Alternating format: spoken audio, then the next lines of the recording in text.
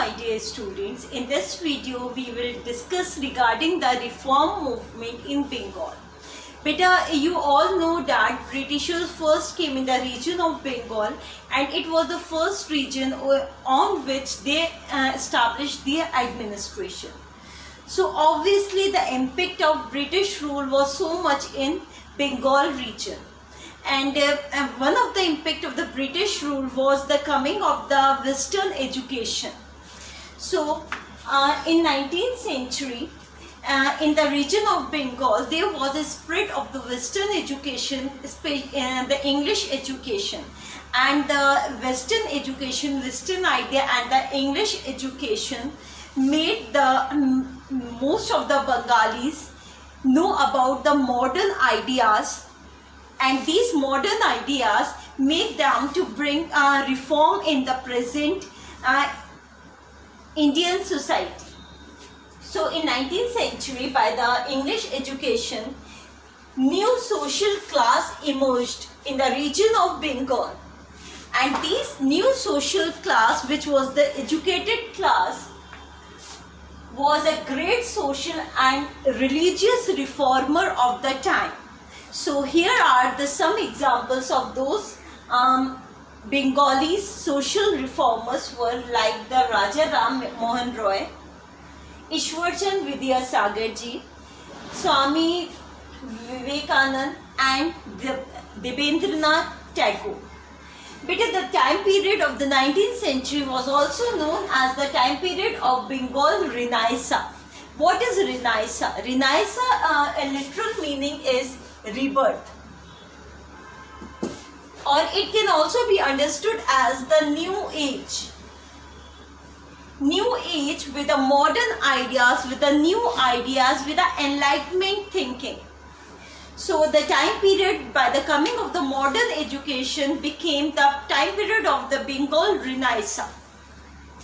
So firstly, in this video we will discuss better regarding two main social reformers of Bengal. One is the Raja Ram Mohan Roy and another is the Ishwarchand Vidyasagar. So let's start with the Raja Ram Mohan Roy. He was also known as the father of modern India. Modern India means the new India where there is a less social evils. Means he was the man who bring many social reform. That's why he was known as the modern Indian, the father of the modern India. But he worked for bringing the reform, as we have studied in the previous video regarding the social evils. And when you analyze the thing, you saw that most of the social evils were related to the women's, and another was because of the caste discrimination. So Raja Ram Mohan Roy was the one person who worked in both the field, for the upliftment of the women also, and second for the regarding the against the caste discrimination also. And regarding all these things, he established a society known as Brahmo Sabha in the year 1828. He established Brahmo Sabha for removing the social evils like that of mainly the Sati Pratha and the social evils which were related to the women's, like the child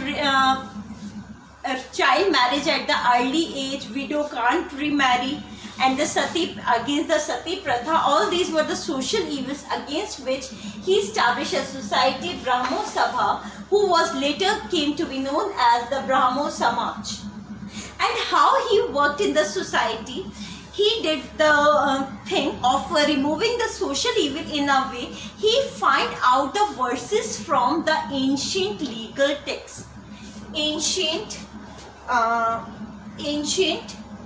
means ancient period legal text. Legal means related to the law. The books related to the law of the society, like that of the Dharma Sutra.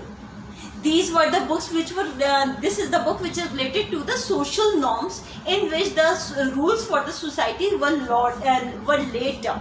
So what Raja Ram Mohan Roy did, he find out the verses from the ancient legal texts and quoted them to show that the social practices which is evil in nature, which are they are practiced by the people, is having nowhere sanctioned in the ancient legal texts. And regarding these social practices, nowhere it is written in those texts. So all these things which we are doing is also against the religious text which is mentioned in any of the religions. So in this way he changed the mindset of the people of the time. And his society also printed many pamphlets also. Like in one of the pamphlet, he gave the argument, two argument. One of the argument in favor of the sati system and in favor of the women's, or the in one of the in that pamphlet he give the argument of the two different group. One argument in favor of the women and another against the women. Like the one who are against the women, they said that, who discriminate the women, they said that women are means having a less brain than that of the man. They have less logical power.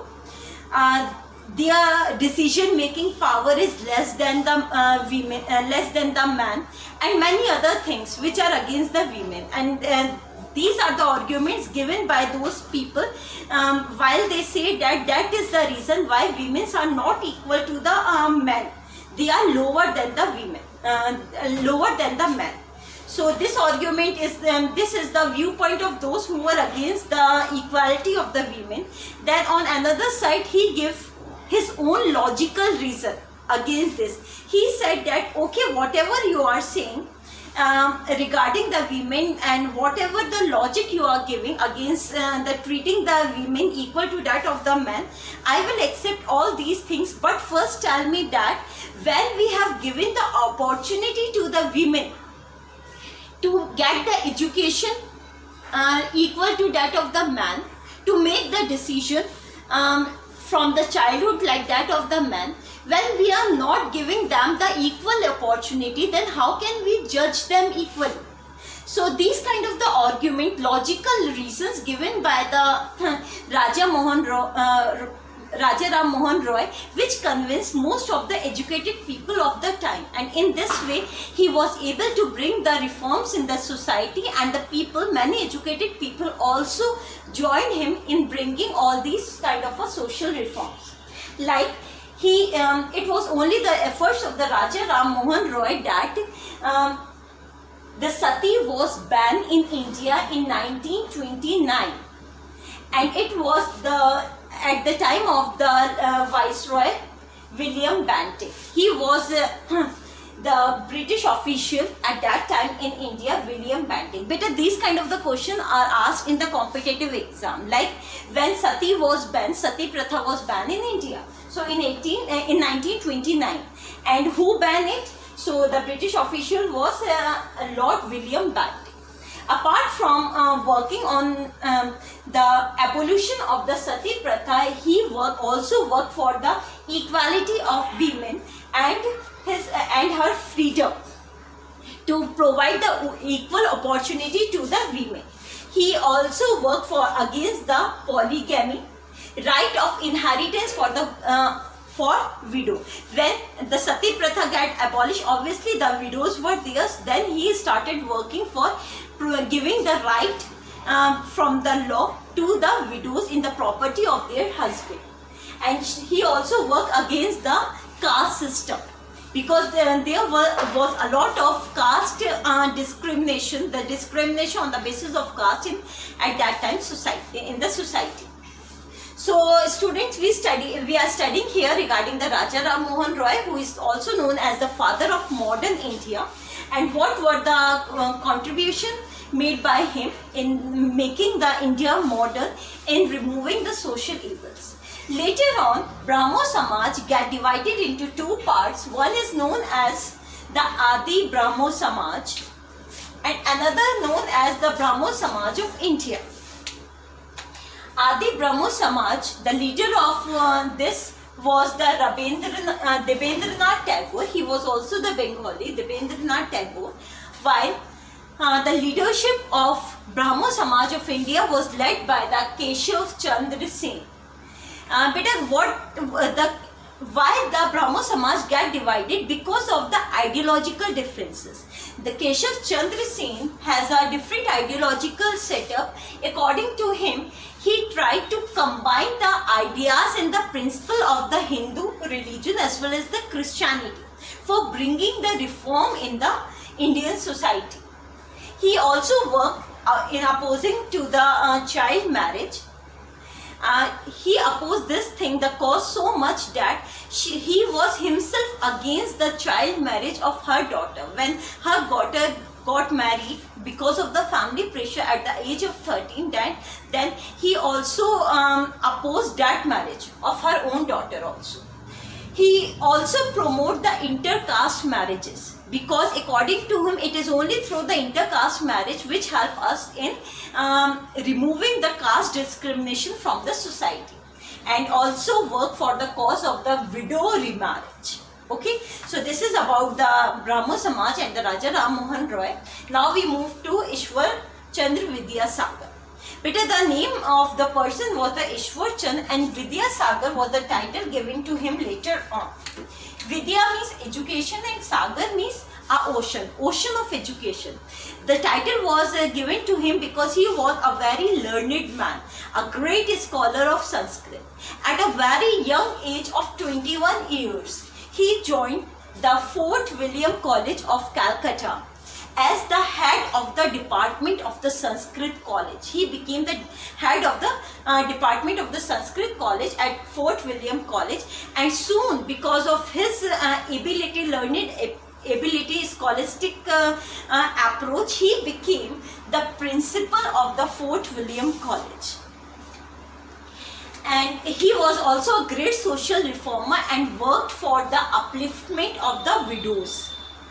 And he felt so strong regarding this, regarding the cause of the widows, to make the widows remarriage, that he married his own son to one of the widows. So he was so much devoted towards his cause. And because of this work, means he was very much devoted towards the cause of the widows, to work for the upliftment of the widows, that the people of the society of the time became against him. Because the first thing was that the people were, it was difficult for the society at that time to accept the women when her husband died, not to be sati. When, because of the law, she was not be burned with the funeral pyre of her husband, then she was the widow. Then at that time, the person, when people were not going to accept the widow only, the person was working, he was doing raising his voice for the remarriage of that widow.